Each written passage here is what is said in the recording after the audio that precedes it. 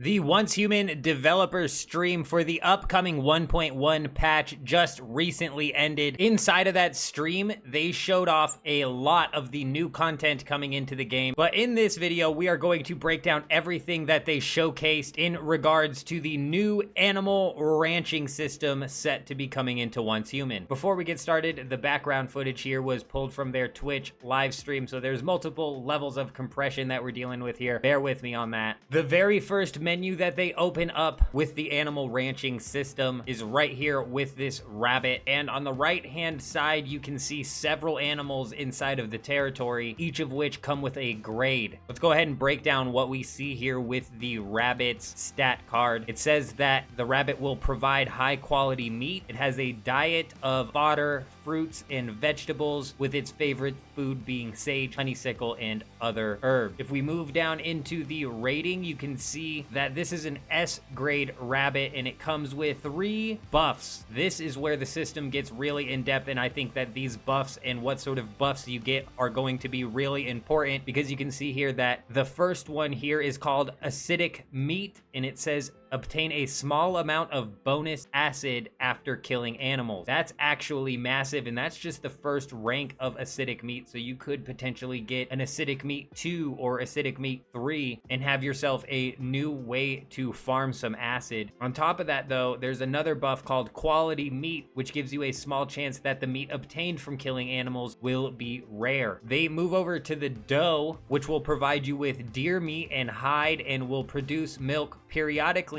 when the tameness level is high enough. It has a diet of grains, fodder, fruit, and vegetables, with its favorite foods being wheat and corn. This is another S grade animal, with its bonus abilities being rapid production 2, which will reduce the byproduct production interval by 30%, as well as high yield, which will slightly increase the byproduct yield. We don't see the definition for premium output, and there could potentially be more than 3 buffs coming with one animal. That is the sort of information we should have as soon as this patch goes live. They then move on to the boar, which is a grade B animal that will provide pork and hides, as well as protect your territory when the tameness level is high enough. It has a diet of grains, fodder, vegetables, fruits, and meat, with its favorite foods being apples and oranges. You can see even with a grade B animal, it has some pretty decent buffs to it, with meaty 2, making it to where it will moderately increase the base meat yield from killing animals, as well as thick hides, which will slightly increase the base yield from killing animals. And then finally, we have a buck that is a grade C, which will provide you deer meat and hides. Has a diet of grains, fodder, fruits, and vegetables, with his favorite being wheat, corn. The reason I even bring this one up is because we get to see a little bit of what they mean by the tameness level. You can see that very far left bar there is at 0%, meaning that you are not getting any of the buffs from this animal. But once you get that up to 20% is where you would start to unlock the buff. This being a grade C, you're only going to get 1, but it's worth mentioning that you are going to have to put some time into taming these animals in order to unlock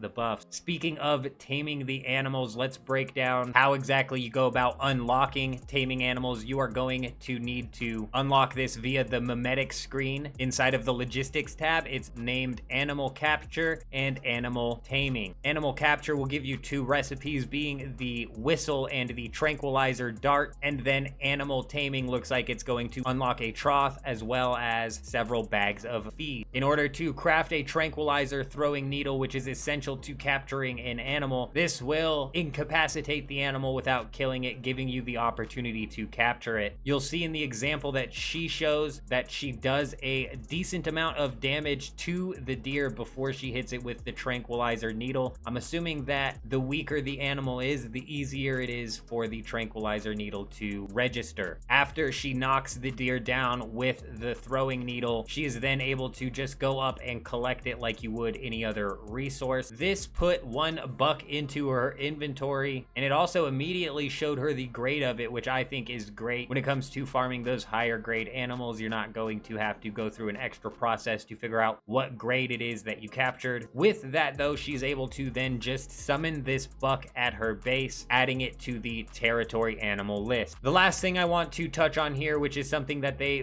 barely breezed over, and that is the whistle. This is another craftable item that you unlock, and it says blow the whistle to summon high tameness domesticated animals to your side. This requires 6 steel ingots to craft, and I think is a one-use item. I think you have to have multiple of these. I'm not entirely sure. As to how effective these animals fighting at your side is going to be is still up in the air. We should know more in a few hours once the patch goes live. Keep an eye out on the channel. I will be doing a deep dive into that as soon as we can get our hands on it. But that is all that they showed off inside of this dev stream in regards to the animal ranching system. I made a video breaking down the new fishing system that they have coming into the game. Be sure to go and check that out. But that's all that I wanted to cover inside of this one. I hope you guys have an amazing day. I'm out.